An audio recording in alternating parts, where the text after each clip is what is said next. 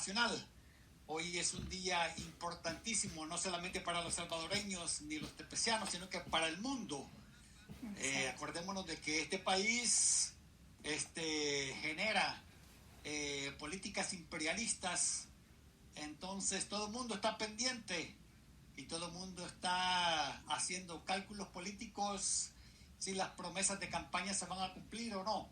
En ese sentido, pues, hay una observación a nivel planetario y yo creo que hasta los marcianos están ahí en alguna expectativa. Entonces, Janet, habíamos quedado pendientes con el tema del fortalecimiento o debilitamiento de las pandillas. Y hay una frase que nos dejaste, es que la baja de homicidios no es por arte de magia, pero en realidad ha habido una baja de homicidios. Esto significa que las pandillas están debilitadas. Adelante. Sí, bueno, muchas gracias nuevamente por la invitación, un gusto estar con ustedes. Pues en relación a tu pregunta, es importante decir que los registros oficiales muestran una baja de homicidios, pero yo desde hace varios años vengo postulando que dadas las prácticas de ocultamiento de los cuerpos a las que han recurrido las pandillas como mecanismo para generar impunidad y también debido a los acuerdos sostenidos con distintos gobiernos, ya la cifra de homicidio no necesariamente refleja la dimensión real de la violencia letal en el país. Entonces es un parámetro, pero eso no necesariamente significa la cuantía en que han reducido. No sabemos qué tanto se han reducido en la medida en que muchas personas están siendo asesinadas y sus cuerpos ocultados, tanto por las pandillas como por otros grupos, incluyendo también miembros de las fuerzas de seguridad y del ejército, ¿no? Que en los últimos años se les atribuye también la desaparición de algunas personas e incluso el enterramiento de sus restos. Entonces también es importante situar, digamos, este dato en este contexto de una violencia tan compleja y de estos mecanismos, digamos, de enmascaramiento que están utilizando, a los que están recurriendo estas estructuras. En contextos como el actual, en donde lo que se busca es generar demostraciones de efectividad, sobre todo en la baja de homicidios, hay una mayor recurrencia, y eso lo vimos en 2012, de las pandillas a ocultar los muertos o los restos de las personas que asesinan. Y eso ha llevado a que tristemente el país sea, en buena medida, diría yo, en muchas comunidades, un gran cementerio clandestino. Algo realmente muy doloroso, porque detrás de este fenómeno tan brutal se esconde el sufrimiento perpetuo de muchas familias, la mayoría de ellas familias pobres.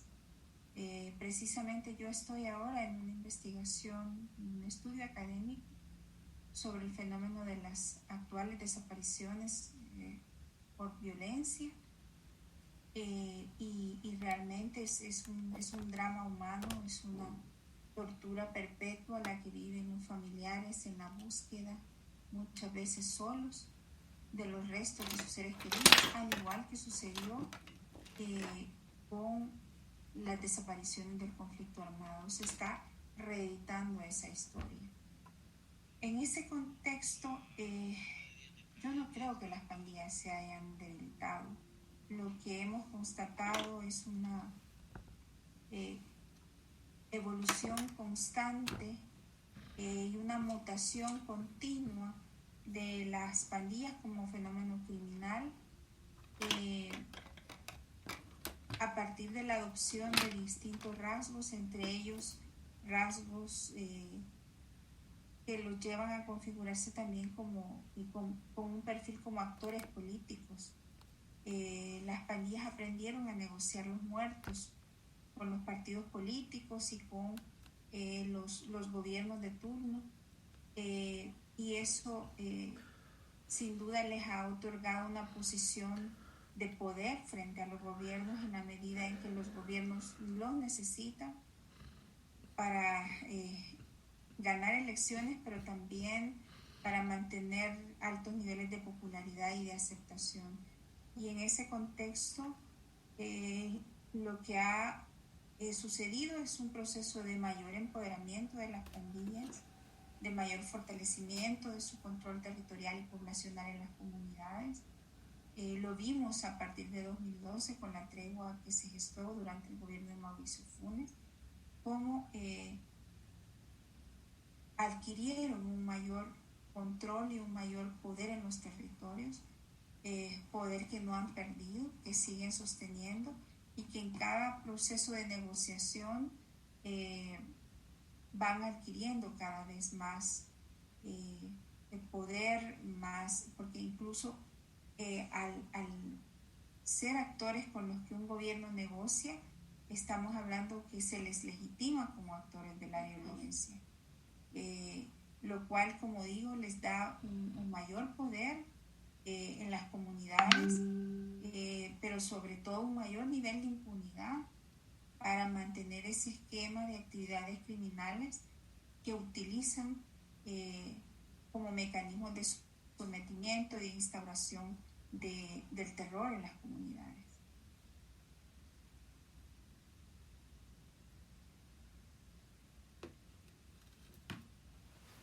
Perdón, Janet, hablábamos también de la permanente mutuación. Acabas de hablar de la permanente mutuación de las pandillas.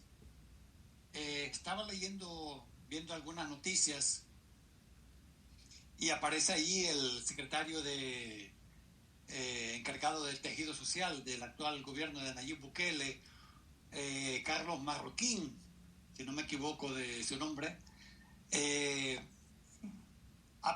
Inicialmente aparece como líder de las barras bravas del equipo Alianza. Posteriormente aparece como encargado de Secretaría de Tejido Social de Bukele.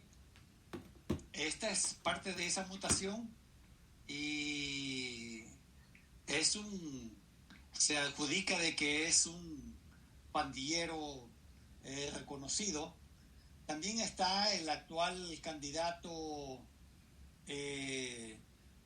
alcalde por parte de Santa Tecla, que es un reconocido pandillero. Tengo fotografías de él con un fusil M16. Estuvo también como secretario general de la Juventud de Nuevas Ideas.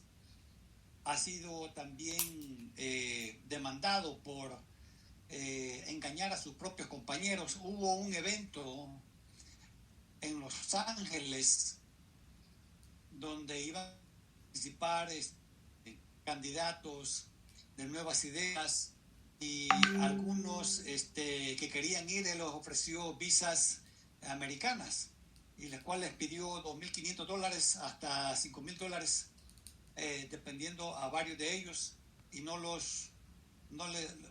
prácticamente los engañó. Pero ahora está como candidato de Nuevas Ideas por el por el municipio de Santa Tecla. ¿Es esto parte de esa mutación? No. Adelante. Bueno, mira, yo creo que hay que distinguir en su justa medida es distintos procesos. En el caso de Carlos Marroquín, yo no tengo información que él sea pandillero, más bien se sabe que él estuvo trabajando con grupos de jóvenes con anterioridad a su función como gestor en la alcaldía de San Salvador. Sí tenía comunicación y contacto con jóvenes de las comunidades porque venía de trabajar en muchas de estas zonas. Que yo sepa, pues no, digamos, tiene participación directa.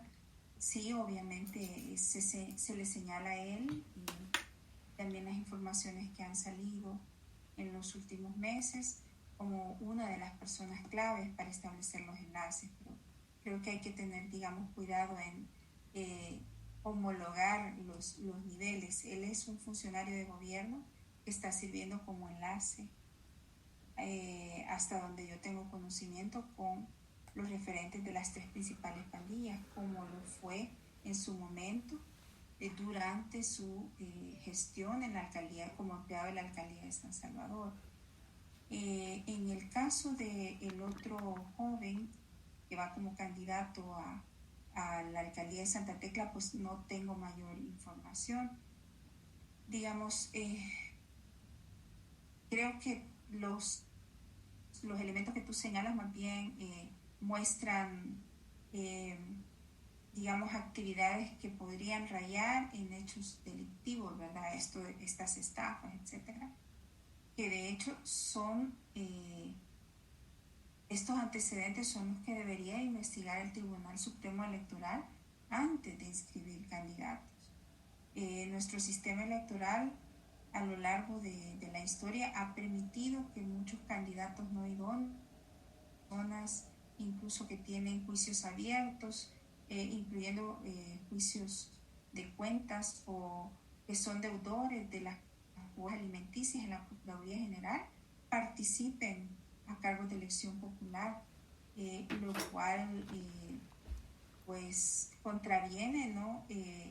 Estos filtros y requisitos que debería de llenar previamente todo candidato. En ese sentido, la necesidad, digamos, de establecer una reforma del sistema electoral que establezca filtros un poco más rígidos, más estrictos. De igual manera, candidatos que hayan tenido vínculos con el crimen organizado. Sabemos que muchos diputados, incluyendo diputados que ejercen en la actualidad, han tenido vínculos, han participado a veces en actividades de narcoactividad, se les señala por colaborar con estructuras de narcotráfico. De hecho, hay varios diputados también que en su momento fueron investigados, ¿no?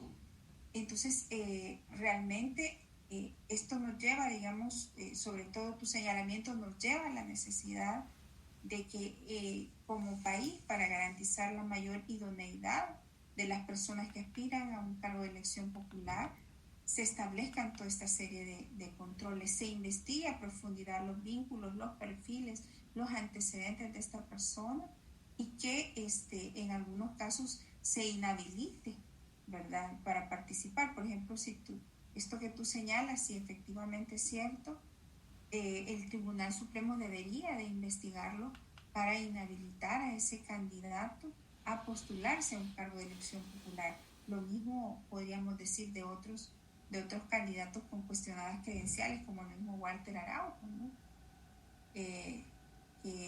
Ahora precisamente estaría impedido, dado que tiene un proceso abierto por violencia contra la mujer, en este caso contra la abogada Berta de León, estaría imposibilitado de participar en las futuras elecciones como candidato a diputado. Hablando de diputados, Mauricio Funes muy frecuentemente llama narcodiputado a señor Gallegos, y en uno de sus tweets incluso mostró fotografías en la cual unos narcotraficantes fueron asaltados en El Salvador y le robaron su cargamento, y hubieron aproximadamente como 9 personas fallecidas. El señor Mauricio Funes asegura que incluso que en esa trágica situación participó Gallegos, pero es el partido que llevó a Nayib Bukele a la presidencia. El partido Gana. ¿Sigue siendo esto parte de esa mutación que mencionas? No, yo insisto, hay que separar, digamos, estos otros casos son hechos de corrupción, de participación de funcionarios en actos delictivos, en actividad de criminalidad organizada, si fuera cierto, ¿verdad? Yo no lo puedo asegurar. Eh, y otra cosa es el proceso de evolución que han seguido las pandillas per se. Las pandillas han sido instrumentalizadas por muchos políticos, incluyendo el mismo Gallegos, el partido Arena, por el partido FMLN, por el PCN, por el partido Gana. En contextos de periodos electorales se les ha otorgado prerrogativas, incluyendo dinero, beneficios, a cambio de movilizar votos y también de generar acciones para favorecerles electoralmente, incluyendo en algunos casos también el aumento de los muertos para afectar al partido en el poder. O sea, todo esto se ha dado. Entonces, ese es otro nivel. Lo que tú señalas son, digamos, participación de diputados, de políticos en hechos de corrupción y en muchos casos en actividades de la criminalidad organizada. Esto no es nuevo en el país.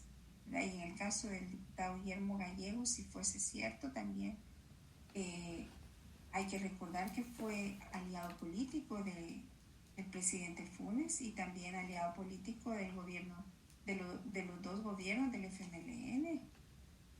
De hecho, Gana cuando se crea precisamente para que el frente, bueno, en primer lugar, obviamente, para crearle un partido al expresidente Saca debido a sus aspiraciones de continuar en la carrera política, ¿verdad?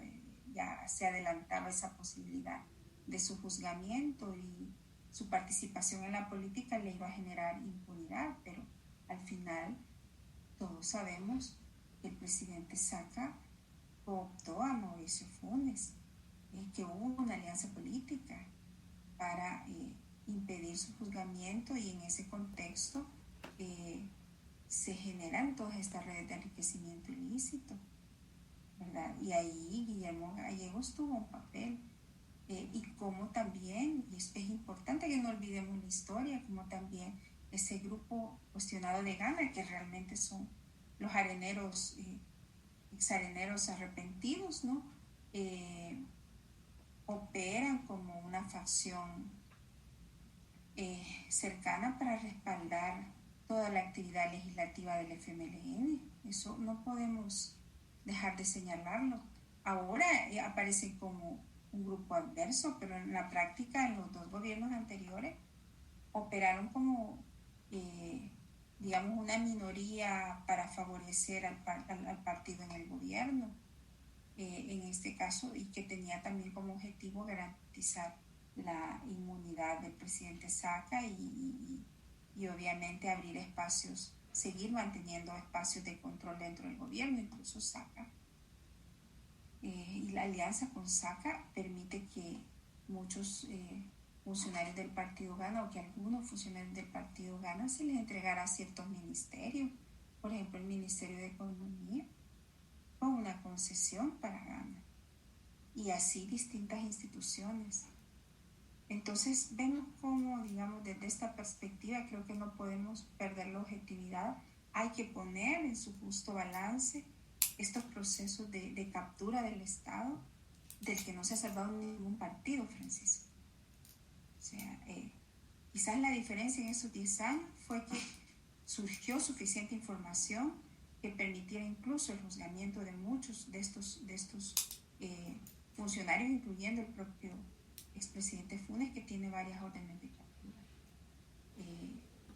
emitidas, ¿verdad?, por parte de la Fiscalía, incluyendo órdenes de Interpol.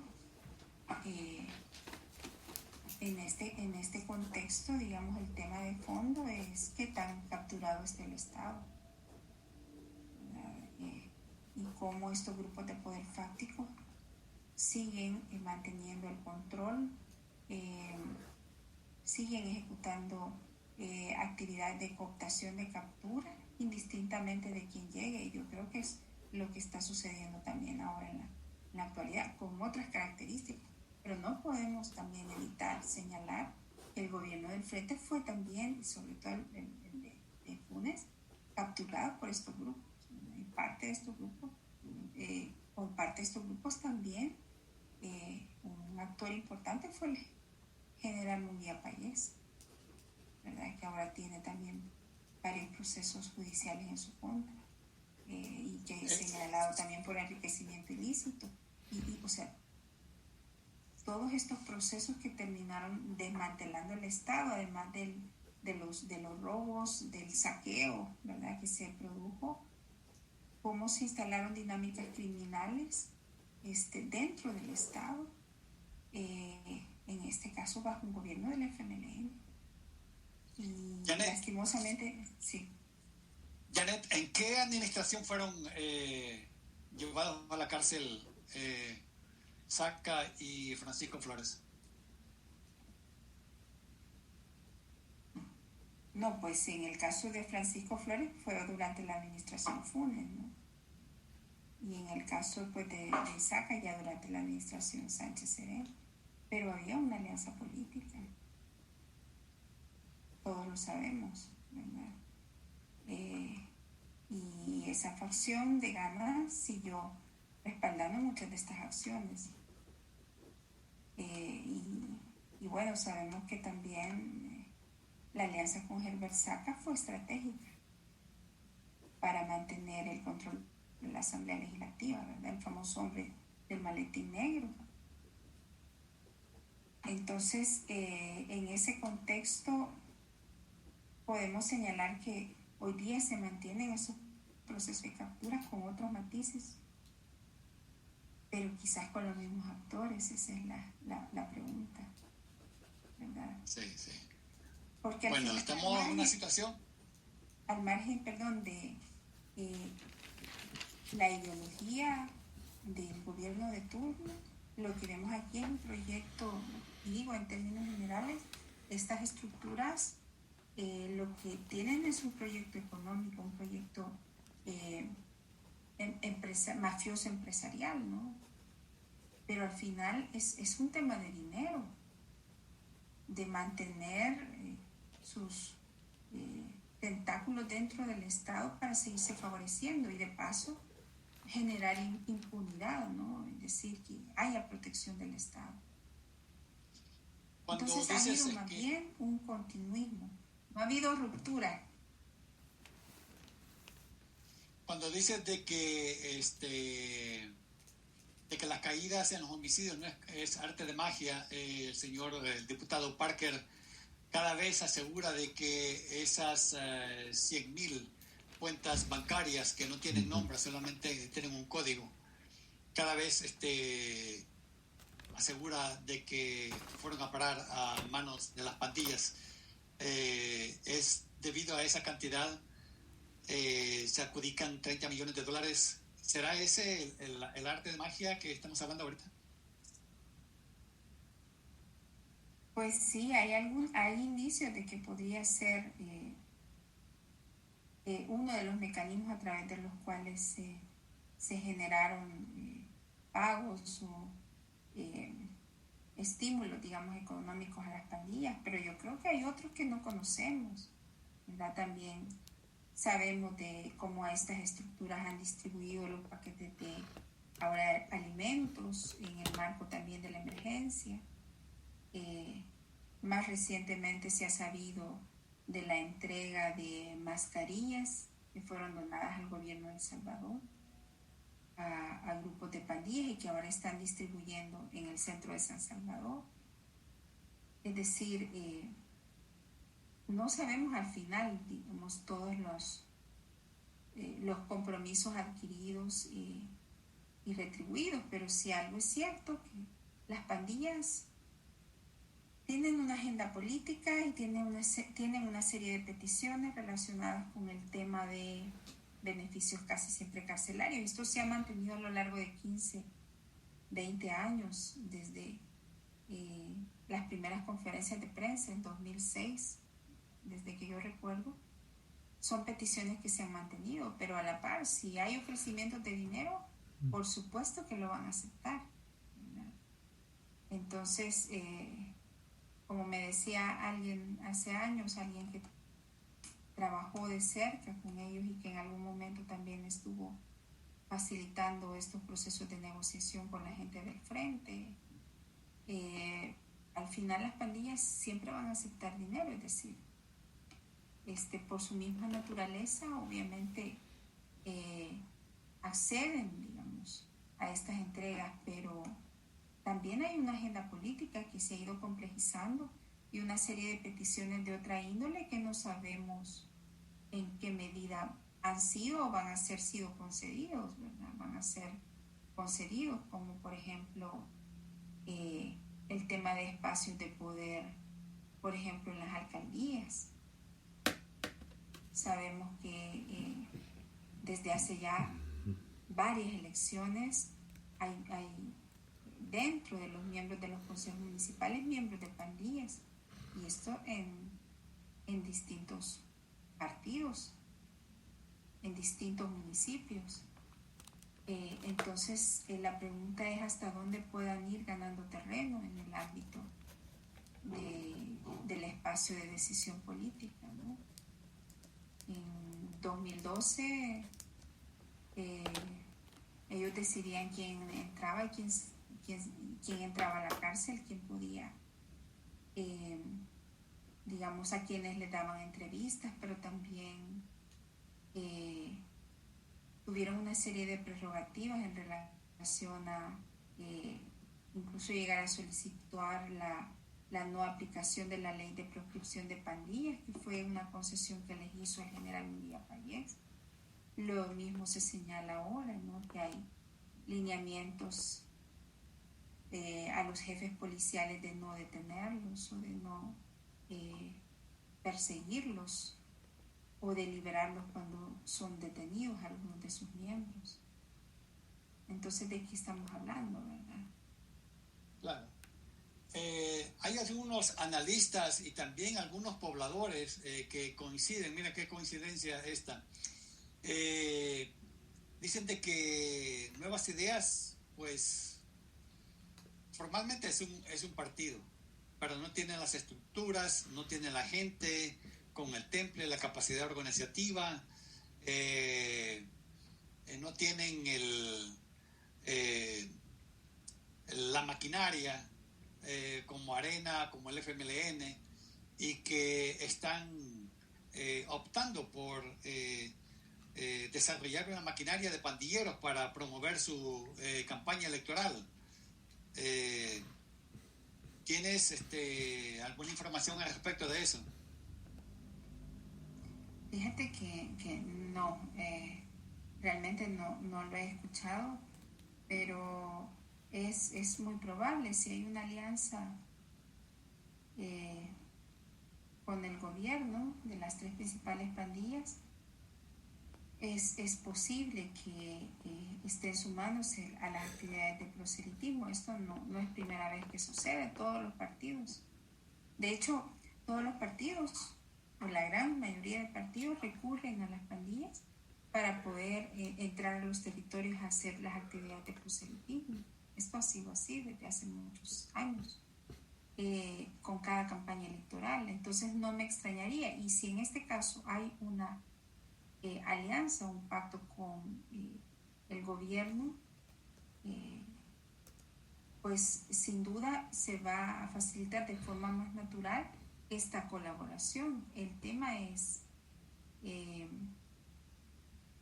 tipo de acciones, digamos, hasta dónde pueden intervenir en términos de la dinámica proselitista, ¿verdad? El riesgo es, sin duda, que sean utilizados en esta lógica de proselitismo armado, es decir, como grupos que puedan luego en el marco ya de la elección ejercer presión popular para favorecer el voto hacia Nuevas Ideas, o en todo caso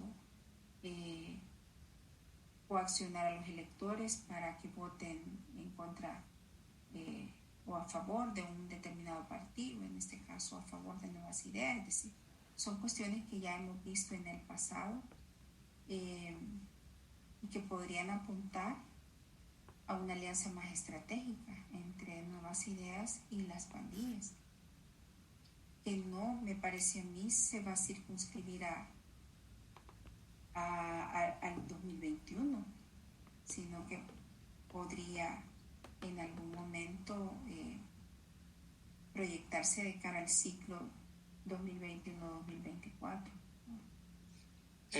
Han habido lo cual también sería sumamente peligroso.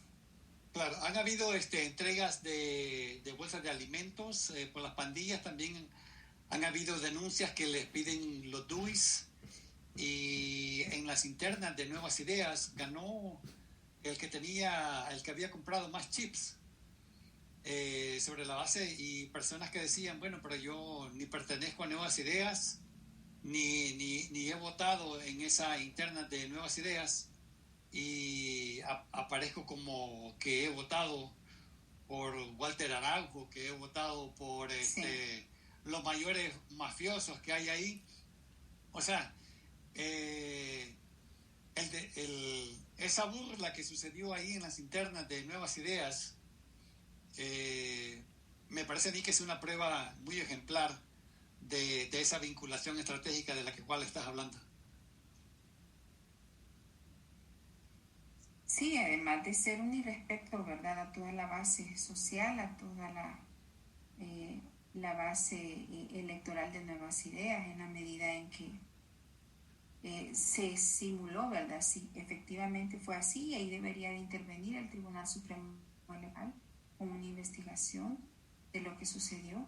En todo caso, se simuló una elección interna que terminó instrumentalizando a su base social para finalmente imponer a los candidatos cercanos al presidente, los candidatos que el presidente decidió que quedaran, ¿no?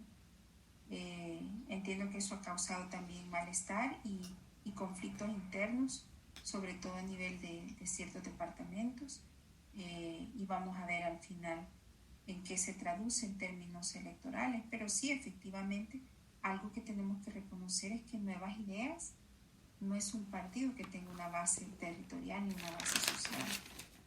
De hecho, no logra, digamos, al menos desde mi perspectiva, vislumbrarse como un movimiento transformador masivo, sino bueno, como un grupo sin duda que sabe utilizar muy bien este esquema de populismo, ¿verdad?, para atraer electores descontentos con los partidos políticos tradicionales.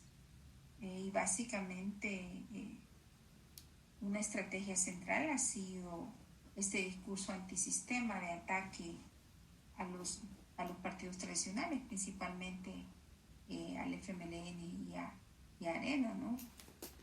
Pero en términos generales es un partido de gobierno que no tiene base territorial. Entonces, Janet, habrá que ver. Claro. Janet, has hablado de una alianza estratégica entre las pandillas y este gobierno, pero el embajador de los Estados Unidos muy frecuentemente sale a la par de Nayib, comiendo langostas, paseando en las playas, cargando a su hija, felicitándola de cumpleaños.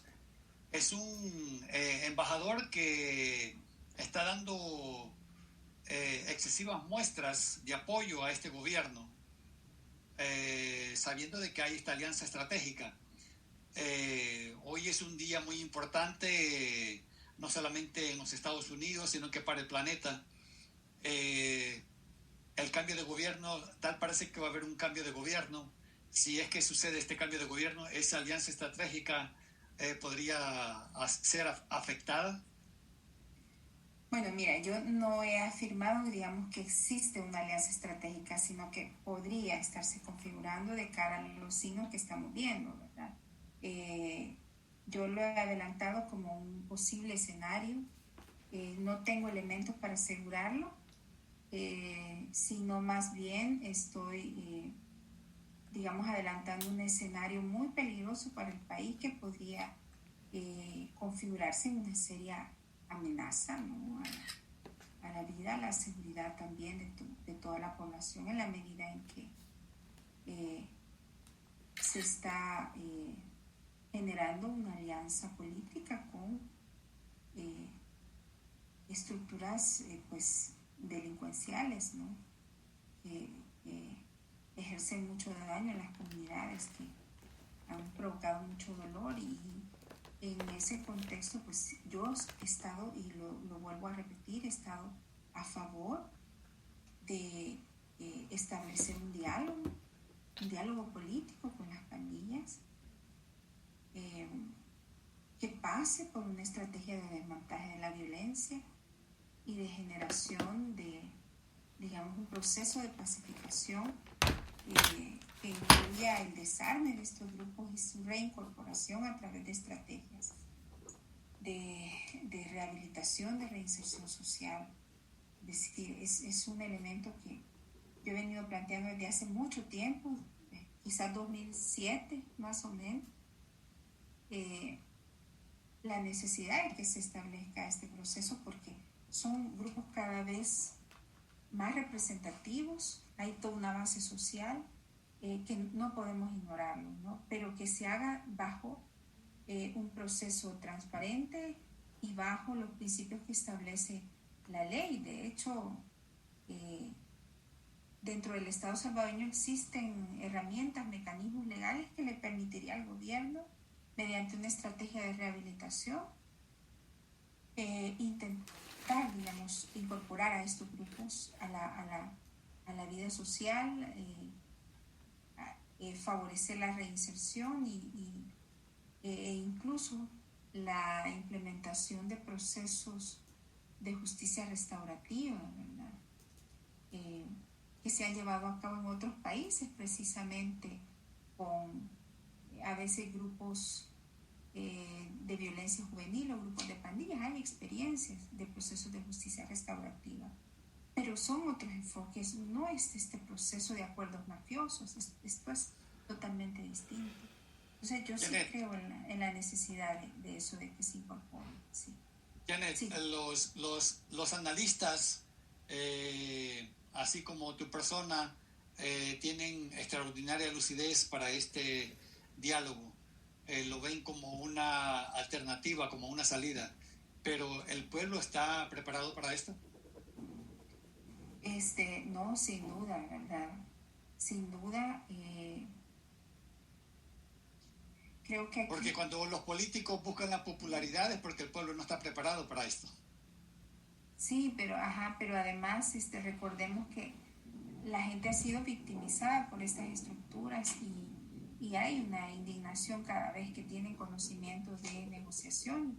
Sin embargo, en muchos casos, a nivel comunitario sobre todo, Francisco, han habido experiencias de acercamiento, y puedo citar iniciativas que en su momento se desarrollaron en Soyapango, de círculos de reconciliación en donde las pandillas y la comunidad establecían acuerdos para generar una convivencia más pacífica, para que estos grupos no hicieran tanto daño. O sea, se establecían acuerdos de cómo iban a funcionar. Y hay procesos que caminaron. Lastimosamente, hay intereses muy poderosos que han venido desmontando estas iniciativas porque los ven como amenaza a su agenda de intereses, ¿no? Porque también mantener este estado de cosas ha sido beneficioso para muchos grupos. Hay gran negocio. Que están en el poder, sí, pero hay grupos que están en el poder como para el sector político. Como decía el cardenal Rosa Chávez, que siempre cuando hay un proceso de pacificación se reactiva un mecanismo diabólico. Bueno, pero le damos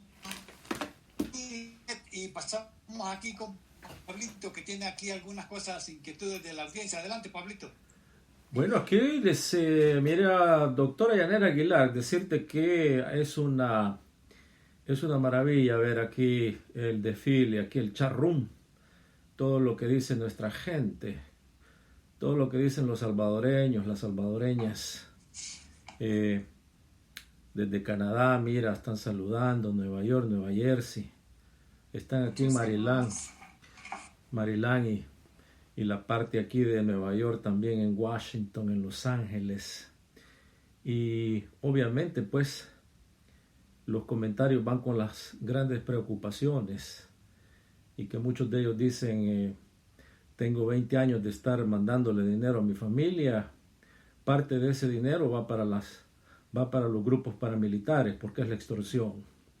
En muchas partes, en San Miguel, desde oriente hasta occidente, pasando por el centro, hay bastante en común aquí, que bastante de este dinero que se manda, dice, tienen que pagarlo. Y le dicen aquí, dice extorsión, tal vez puedes explicar un poquito más al respecto, pero dicen acá los hermanos y las hermanas que ellos están conscientes que si no es el cuarto poder, es el tercero o el segundo, estos grupos paramilitares. Y hay conexión directa con el Estado.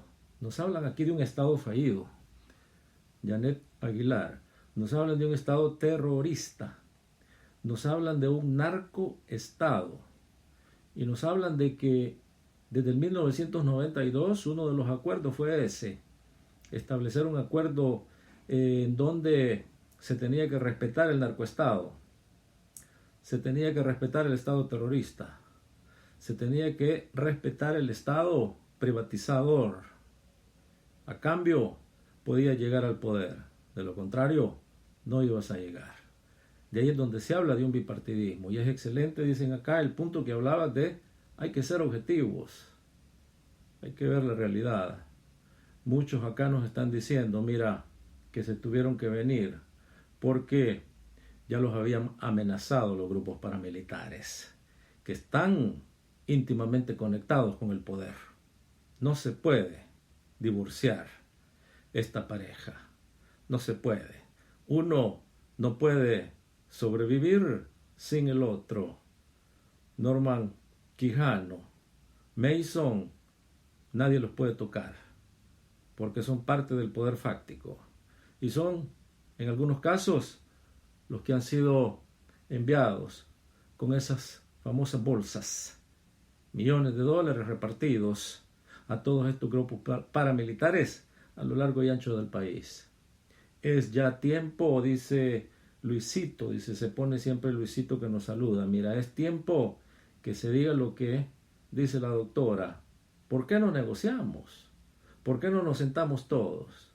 Y mira qué interesante lo que dice aquí el hermano. Dice, si es que ellos están negociando, gobierno que llega, gobierno que se tiene que negociar, porque no pueden entrar a hacer campaña política a cualquier rincón del país. Tienen que negociar. Y si esto se está dando en la realidad, ¿por qué no se hace público? ¿Por qué no nos sentamos? ¿Dónde está Monseñor Romero? Quisiera que Monseñor Romero reviviera para que él dijera, sentémonos, hagamos esto público. Ya no lo hagamos privado, como que somos, y pone aquí cinicistas, pero yo creo que se refiere a ser cínicos quizás. Cínicos, hipócritas, haciendo todo detrás del pueblo, porque todos están negociando, todos están beneficiando. Y esto, dice, va con la política que decía Alfredo Cristiani. Es mejor un salvadoreño en Washington que un salvadoreño en Morazán, porque un salvadoreño en Washington manda $300, 400 mensuales y los va a gastar a mis negocios.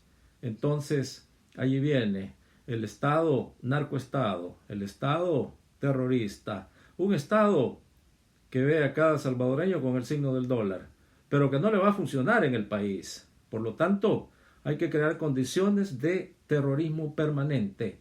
¿Para qué? Para que se vayan. No hay otra, no les queda otra. El campo agrario no tiene ninguna inversión. Los campesinos, ¿para dónde se van a ir?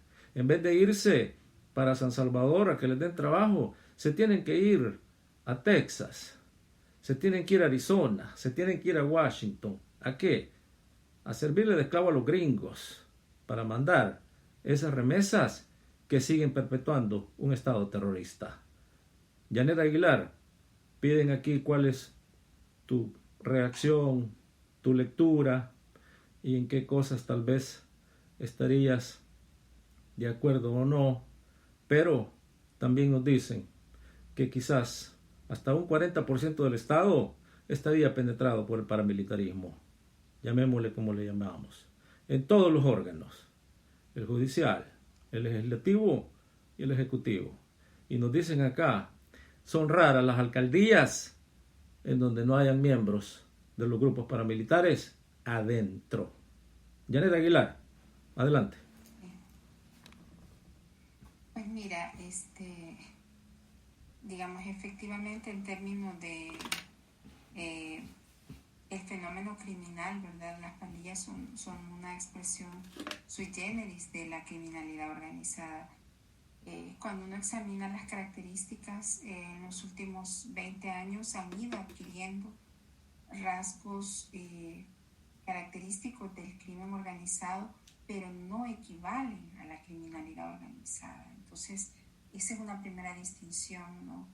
Y en ese sentido, yo siempre trato de mantener esta diferencia entre lo que son estas estructuras y lo que es, por ejemplo, las estructuras de criminalidad, de narcotráfico o de tráfico de personas.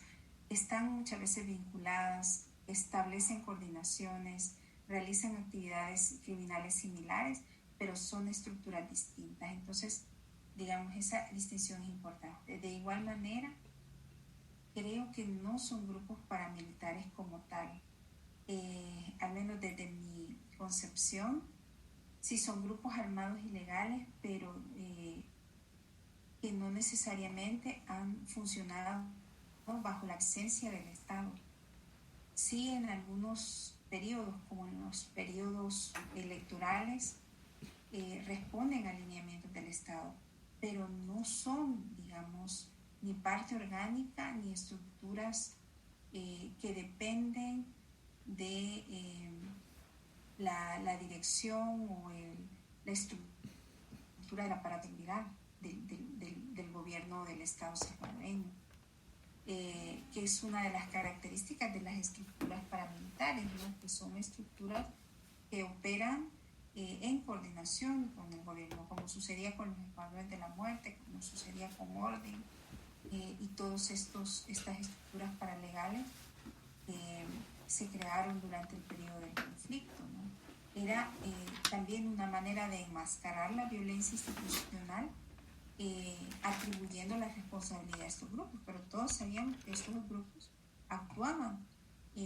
bajo la coordinación, en este caso del Estado Mayor y el alto mando de la Fuerza Armada. En ese sentido, conceptualmente, desde mi perspectiva es importante distinguirlo. ¿Por qué es importante distinguirlo? Porque todas estas estructuras tienen un rol, tienen una función y muchas veces pueden coincidir en una agenda de intereses, pero son distintos. Y en el caso de las pandillas, una de las características es que aunque ha colaborado con el Estado, tiene una agenda propia.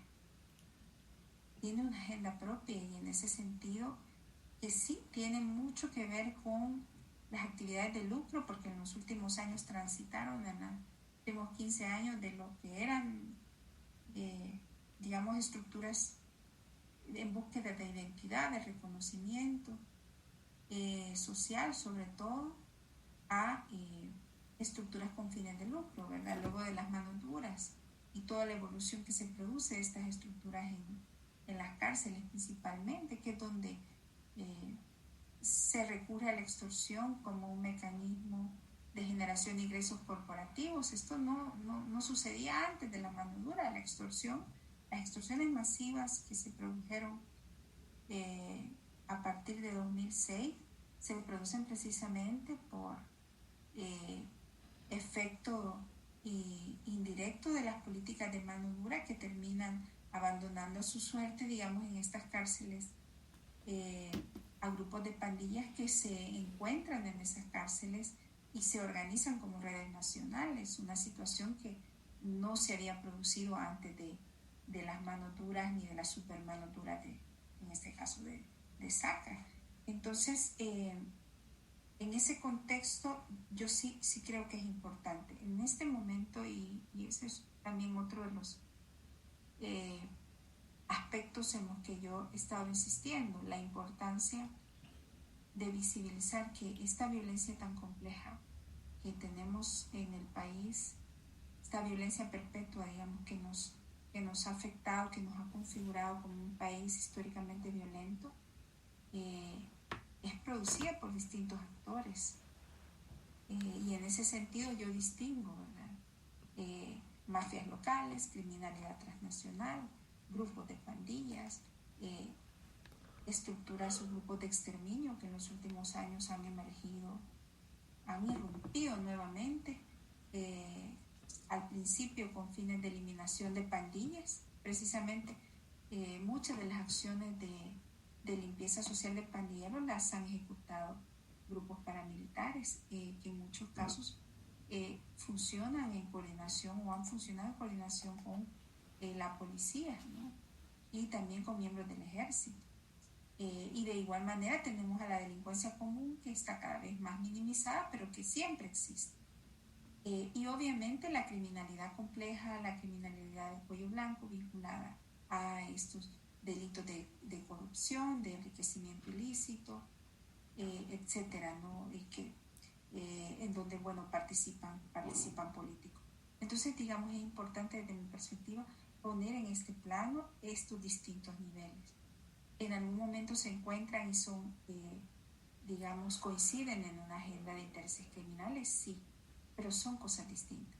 Por lo tanto, la necesidad, desde mi perspectiva también como académica, de insistir en que pese a la evolución criminal de las pandillas y pese a su cada vez más perfil político, las raíces que siguen produciendo este fenómeno son las mismas: desigualdad, exclusión, abandono del Estado, cultura de la violencia, familias disfuncionales.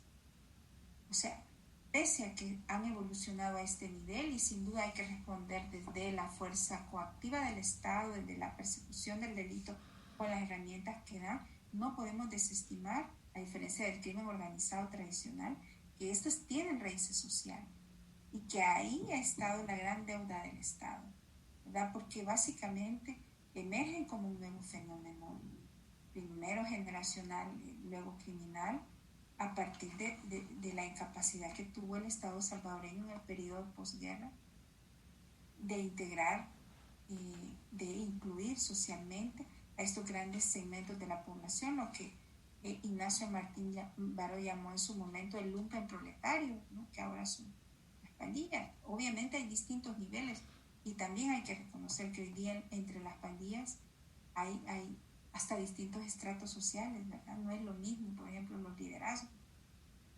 o los ranfleros que tienen incluso gran capacidad económica, que viven ahora en residenciales privadas, muchos de ellos, en residenciales amuralladas, para protegerse de la policía, que los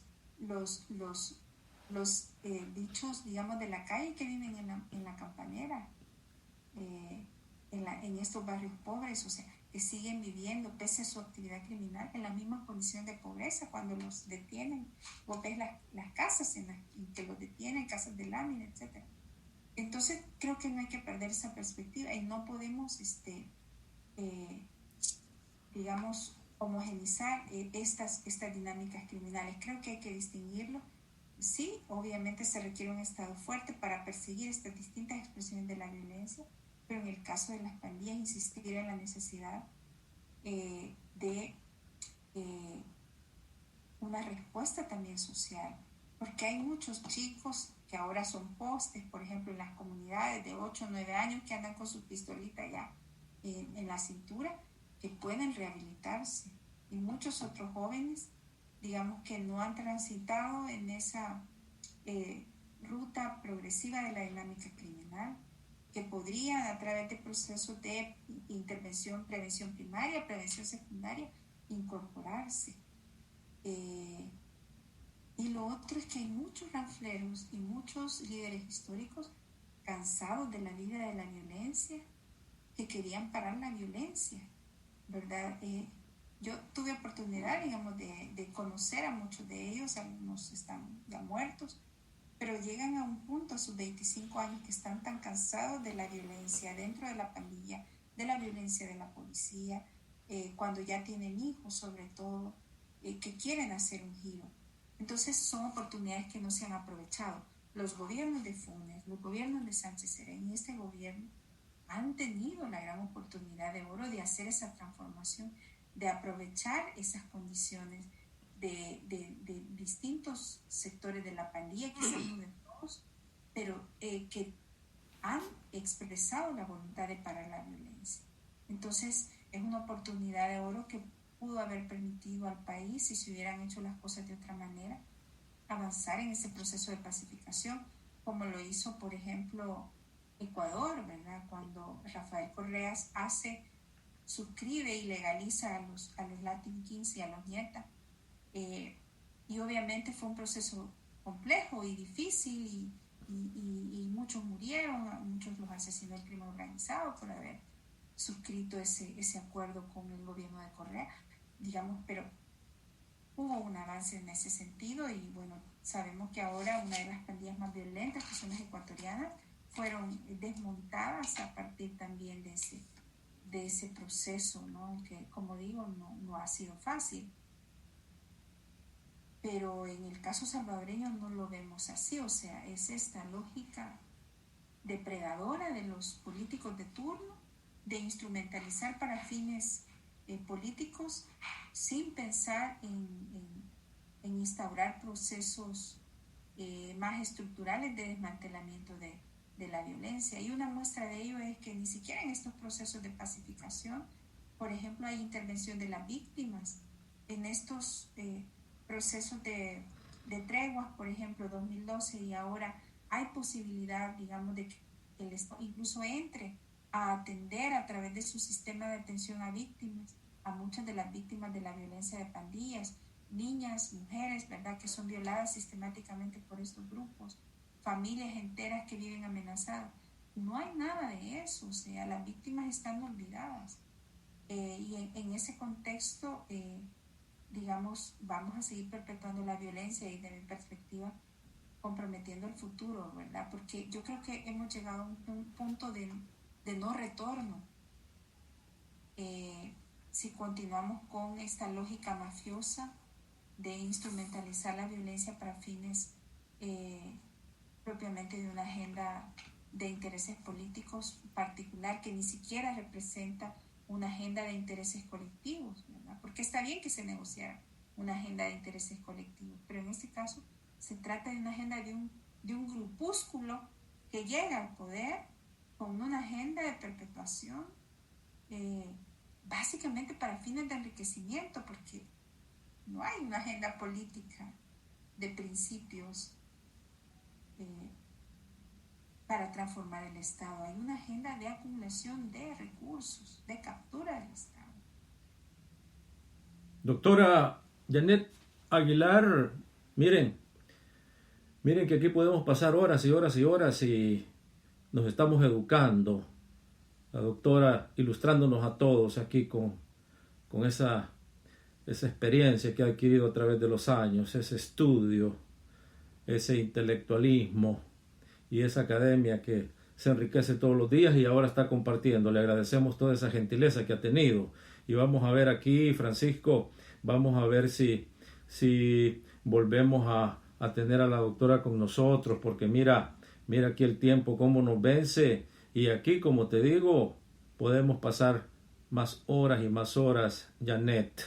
Es prácticamente un honor tenerte aquí con todos y con todas, y que cómo queda de agradecida la gran audiencia, y siempre siguen las preguntas, siguen los comentarios, porque te sabré decir, y este sería tal vez tema ya de futuro.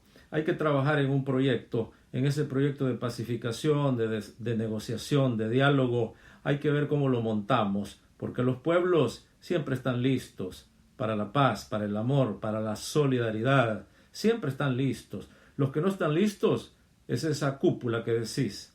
Son esos líderes, son esos pocos, porque son más los que quieren la paz los que quieren la democracia, la solidaridad, el amor. Y son menos los que siempre andan con el odio, asesinando, enriqueciéndose. Por eso, vamos a ver si te tenemos de regreso.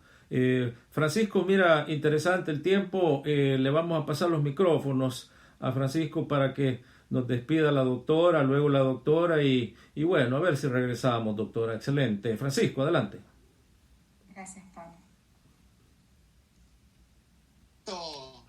Aquí pues estamos ya en los últimos segundos y como siempre lo hemos dicho acá, porque en el corazón de todos aquellos que siempre hemos luchado, no existe la derrota y seguiremos luchando. Janet, quedas comprometida para el próximo martes, ¿te parece bien? Sí, quizás nos comunicamos. Yo tengo que ver mi agenda, pero sí, la verdad siempre es un gusto participar en este espacio y sobre todo llegar a nuestros hermanos y hermanas salvadoreños en tantos puntos del país, del mundo, perdón, a través de ustedes, ¿no? Así es que un gran gusto y agradecida también, como siempre, por ese espacio, por la acogida, por el afecto, ¿no? En este espacio de radio y pues sí, con toda la apertura para seguir conversando. Janet, ¿hiciste alguna apuesta acerca de estas elecciones? ¿A los demócratas o a los republicanos? Mira, más que una apuesta, claramente estoy rogando a Dios que pierda Trump, que salga este tipo. Más que una apuesta. Adelante, Pablito. Así que nos bueno, una noche larga. Doctora Janet Aguilar, un placer como siempre y nos vemos muy pronto. Eso quiere decir que ya el próximo martes. Saludos a todos y a todas, hermanos, hermanas, todos y todas que han estado pendientes de este programa. Siempre con la RTV, Radio y Televisión, Farabundo Martí Internacional. Saludos a todos y todas. Muchas gracias, buenas noches.